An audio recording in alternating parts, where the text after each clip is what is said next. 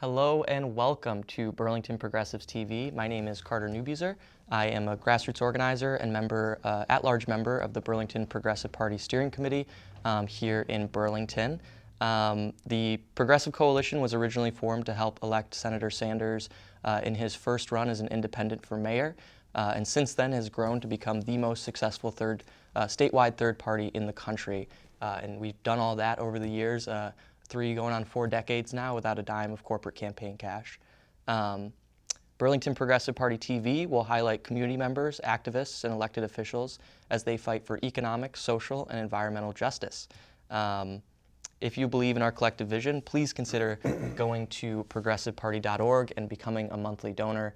Like I said, we are the only major party out of the 3 in the state that doesn't take corporate money, so that means that we can't run over to Comcast or Verizon and have someone write us a large check. So we do rely on our monthly donors and folks willing to give $5 or $10 a month to us.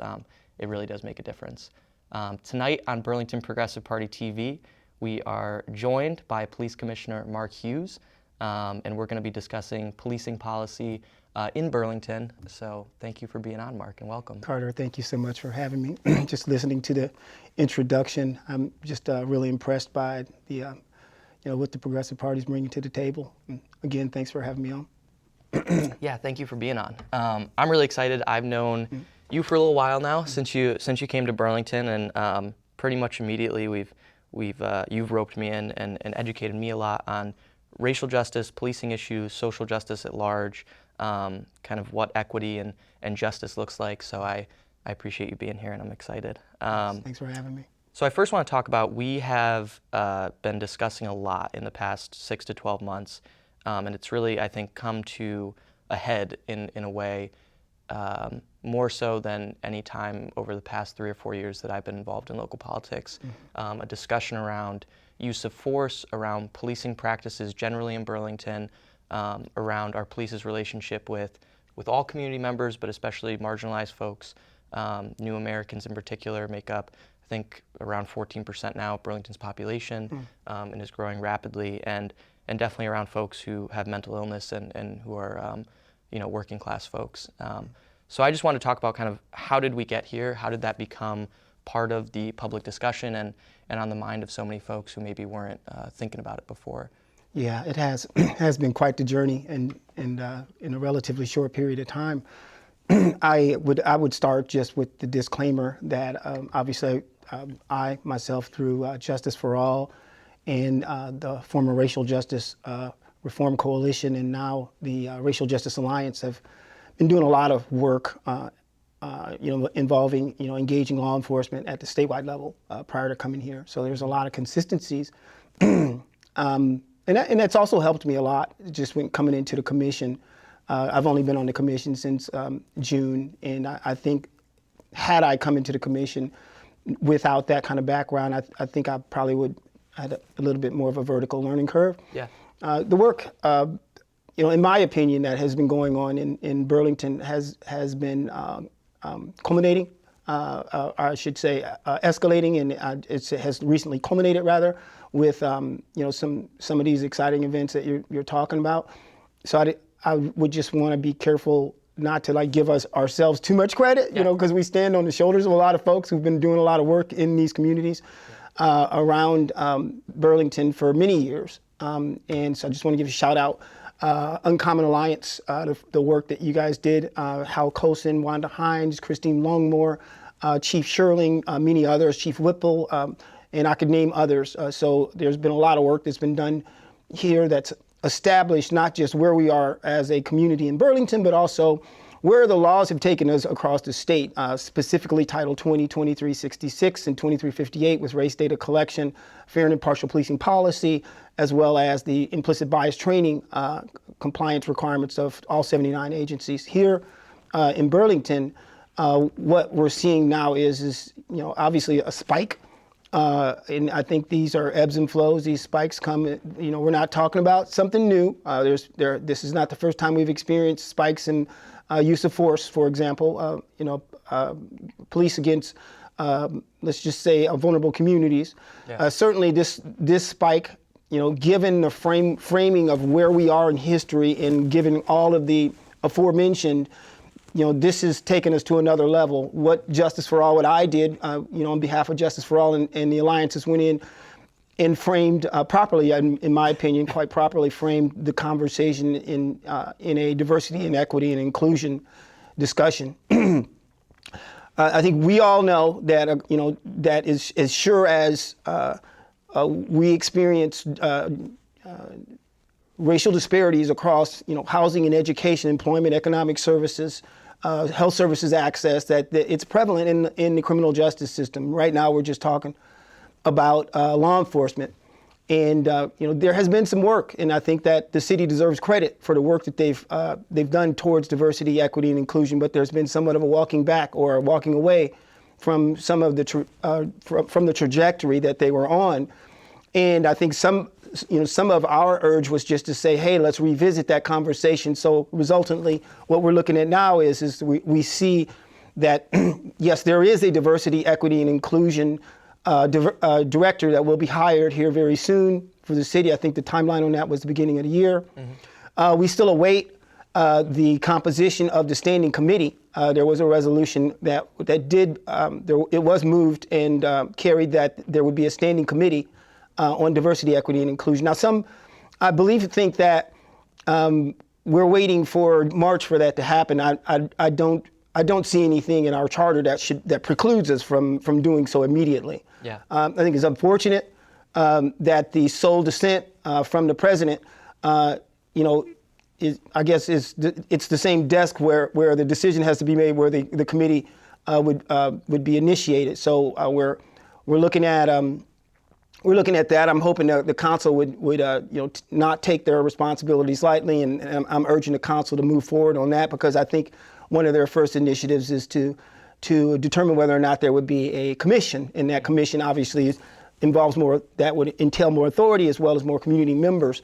But I think this whole conversation again about policing is, I know you want to have a conversation about policing, and I came prepared, but I want to properly frame it. And I think that at least we are talking about how we got here, so I think it's fair to make sure that we're covering at least the diversity, equity, and inclusion, the systemic racial impact or implications that we're dealing with in policing. I think that currently what we have in addition to a few new members of the commission, as well as the aforementioned activities in diversity, equity, and inclusion, we also, as you know, being a participant, have the special committee on policing and policy. So I think there are a lot of things that are in play. I think it has been a result of our history, not just across in Burlington, but we are not unlike the rest of the state in terms of the very troubling issues that we're dealing with regarding police violence. I think that it's worth saying that here in Burlington, we have a very unique position in the state, because we are the second largest police department in the state, and we are the most diverse community in the state as it pertains to policing. Winooski, Burlington. Yeah, and so you touched upon, and I'm glad that you kind of framed the context, because you have done a lot of work on the statewide level, and there's been a lot of movement there, and you, and I know you're being humble, but you, along with a lot of folks and coalitions that you've been a part of, have really been instrumental on the statewide level, and instrumental in what you talked about in terms of getting a new standing committee, getting somebody who's on the city payroll, specifically focused on inclusion and equity, is something I think, at least in our recent history, is probably one of the most significant moves in city policy that we've seen around racial justice and social justice, kind of more generally. So I did want to highlight that. In terms of the special committee, for full disclosure, I am on the special committee that we're going to be talking about. So it is important to point that out, I think. For me, I didn't anticipate getting on the special committee, but I do think, so taking it to Burlington, kind of how we got here, we had a couple use of force cases, which I'd love to touch upon, and Sure. and kind of your read on that. Yeah, those two that we saw first, it was body cam footage that really didn't come out for a while of someone getting brutalized, and I think unfairly, and I think for people who have seen it, it's disturbing and kind of gut wrenching, and motivated me a lot.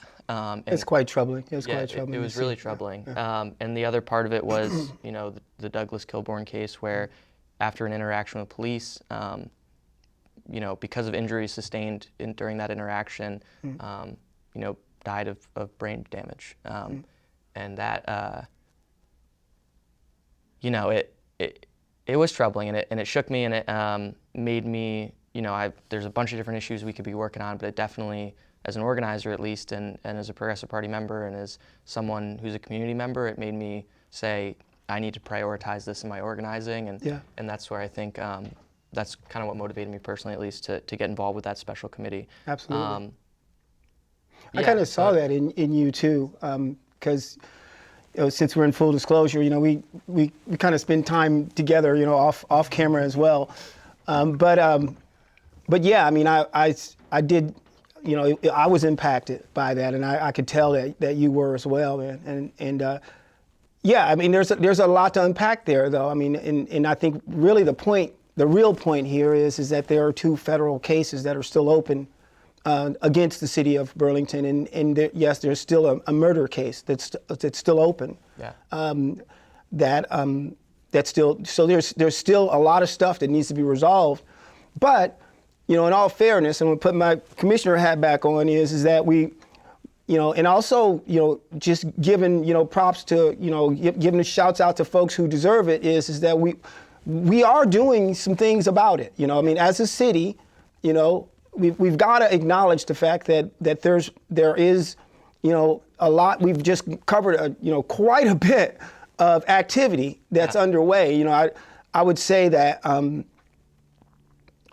Now, I want to be careful here, because there's this chicken egg thing, because at some point or another, if you lose focus of why we're here, then we'll make a leap of logic and think that somehow or another somebody's picking on the police. Yeah. But then if you focus too intently on the cause as opposed to what we're doing about it, then you fail to give credit where credit is due. In fact, the fact that we're headed in a direction and we're on a trajectory to improve. Yeah, not to interrupt you, Sure. and I think that's an important point. Just for maybe folks at home who haven't, who aren't following this as closely, or kind of just as a timeline for folks to frame it, and I can, again, this is my personal take and how I've seen the events unfold, and I'd love to hear your thoughts on how I see it, and if it's fair or unfair in your perspective. But we had these two instances where I think excessive force was used by police officers that I think were pretty well publicized.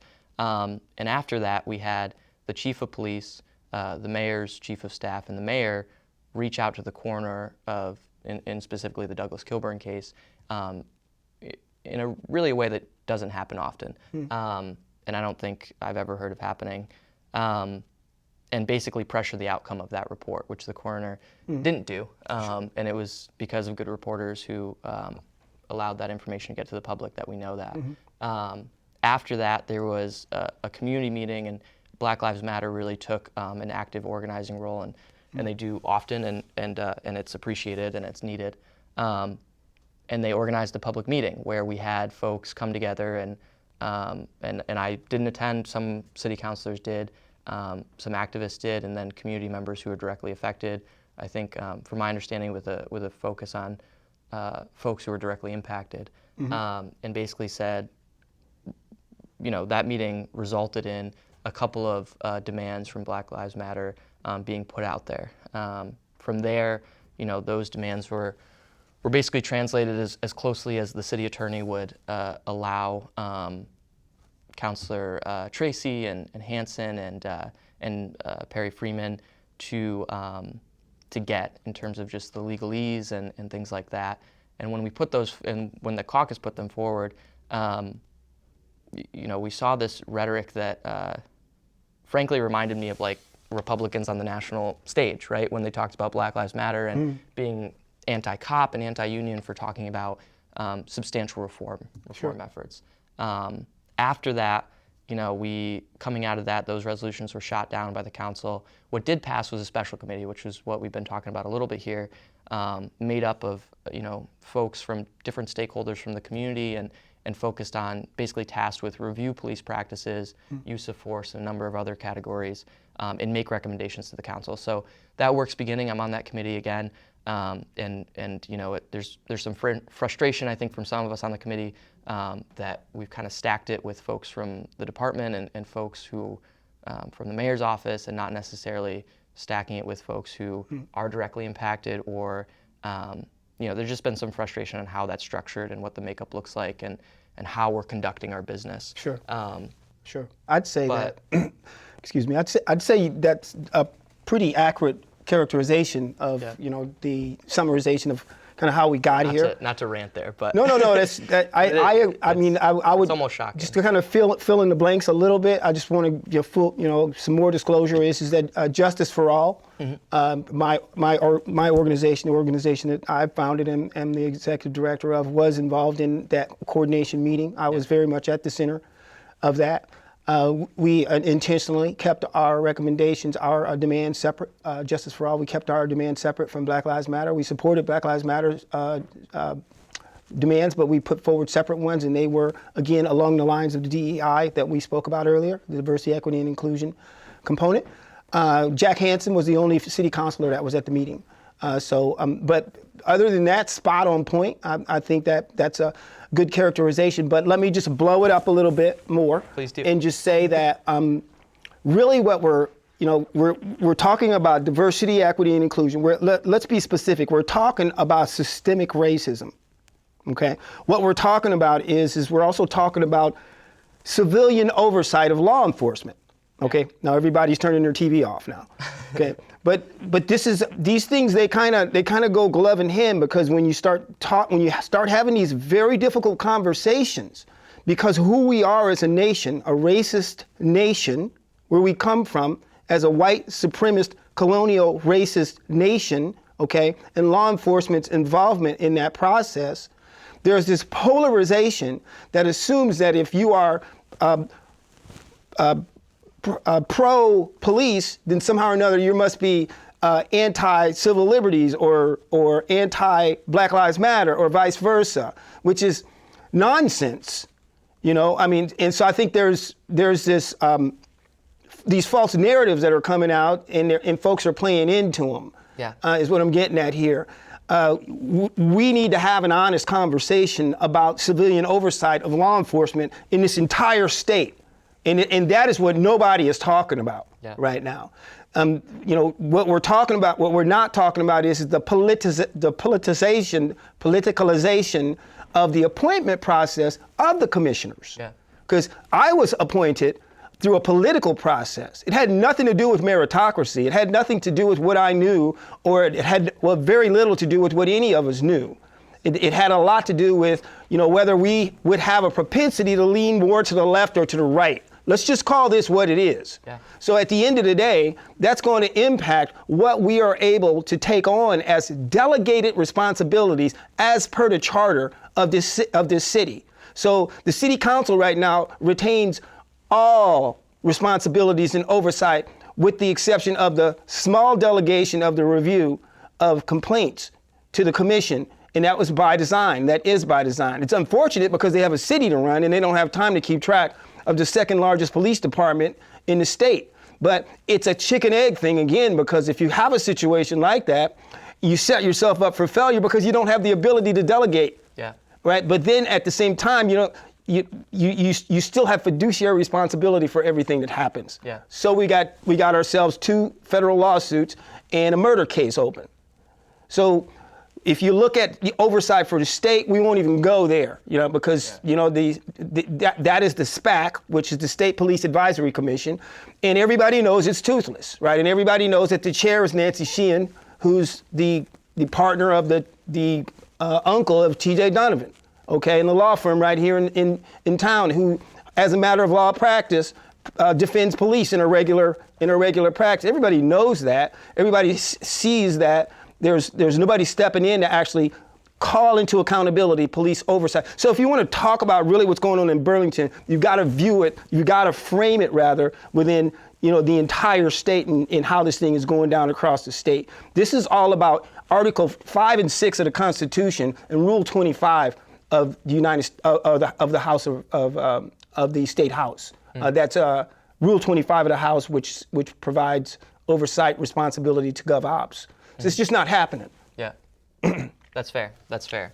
Well, kind of going off what you said a little bit in the Burlington context, not to shift from what you just said, but a big thing that I think that has been discussed, at least in the special committee from my end, and also things I've heard from counselors, things I've heard from community organizers, is this kind of role of civilian oversight, like you had said, around policing. And kind of, I wonder if you could maybe give us some insight on, in terms of that specific area, civilian oversight, what's the current setup in terms of the police commission's role?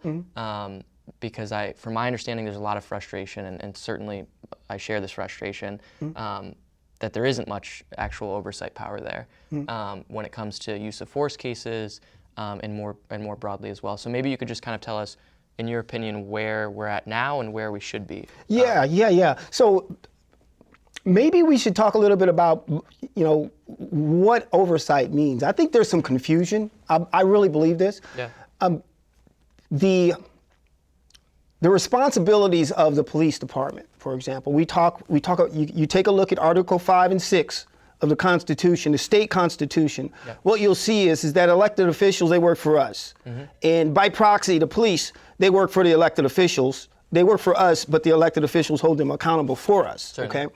And Rule 25, it talks to that oversight. So when we start talking about oversight, really what we're talking about is what is the culture of the community?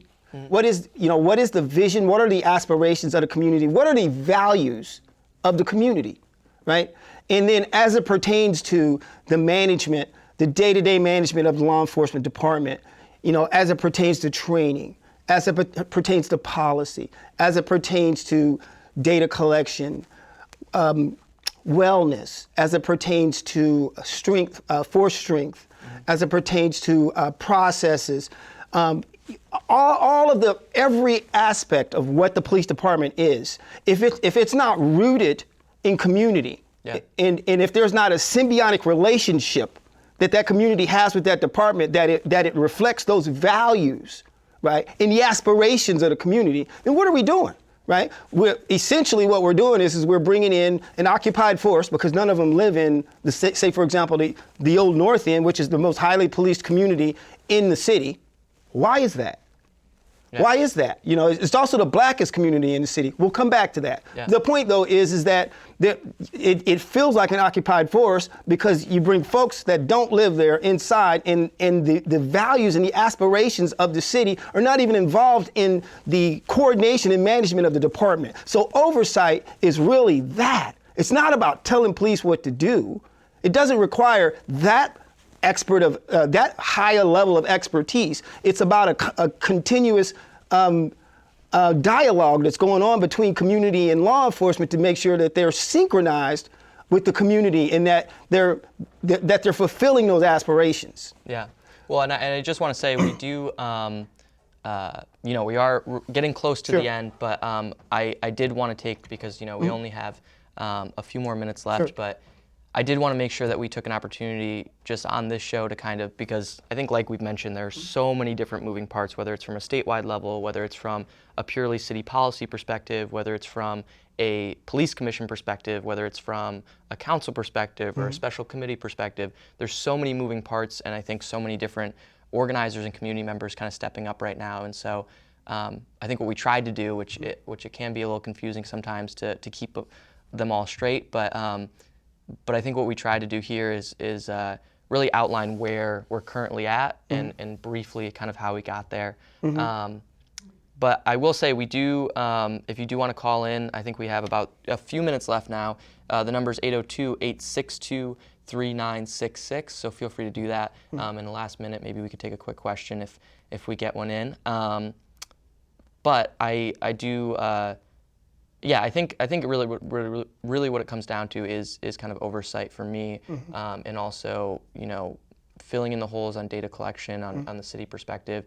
And I will say that one of the things that we're hoping for, we as a special committee meet every 2 weeks on Tuesday at the police department, and we're actively trying to get that location changed, or I believe that it should be to maybe be a more welcoming place for folks who maybe don't feel comfortable going to a police department to show up for a public meeting. But one of the things that I'm going to be pushing for in the next meeting coming up is really, basically capping the number of police officers at 100 that the city is able to hire, and it's been tough to reach that number, and I think the police department's kind of communicated that it's been tough to reach that on a recruitment side, and invest some of that money into going at the root causes of crime sometimes, which is poverty, which is really mental illness, addiction recovery, things of that nature, investing in organizations that are kind of on the front lines of those things. So that's one of the things I wanted to plug quick for the special committee, because we have had a few people show up, and I appreciate it, but we do need to, I think, get more public engagement on that side of things. And so that's one way to plug in. But this conversation certainly isn't over. I know we are kind of cutting it short, and there's so much more to talk about, and I hope we didn't ramble too much. I think we did a decent job, though. I think we did a decent job. I would just add into the last piece about that. You mentioned rates, data collection. I would also plug that on, I believe it's the 12th of November, from 6:30 to 8:30. It's going to be at the First Congregational Church at 38 South Winooski Street. We're doing making the justice system work with data. So we'll have folks like Stephanie Seguino there. I think Celine Coburn sponsoring a bill, S284, about data collection. So I think there will be other community folks from the Uncommon Alliance there to tell the story about the history of data collection in Vermont, in Burlington as well. Awesome. Well, I look forward. Thank you for coming on. We have to cut it there, but I did want to thank you for coming on and kind of talking to us about this. And I do hope, and I know that this won't be the end of the conversation, so I appreciate that. It's been such a pleasure. So thank you again, Mark, for joining us and keeping us grounded and kind of what got us here and where we're at on these issues. This was our second episode of Burlington Progressives TV. We are going to be airing new episodes on the first Friday of every month here on Channel 17's Live at 5:25. Again, we are the only major party, the Vermont Progressive Party, not to take a dime of corporate campaign contributions. And what allows us to do the work, run candidates, have that political infrastructure to win, is individuals becoming monthly donors. Even if it's $5 or $10 a month, you can go to vermontprogressiveparty.org and donate there. But thank you all so much for tuning in, and thank you, Channel 17, for having us. Have a good night.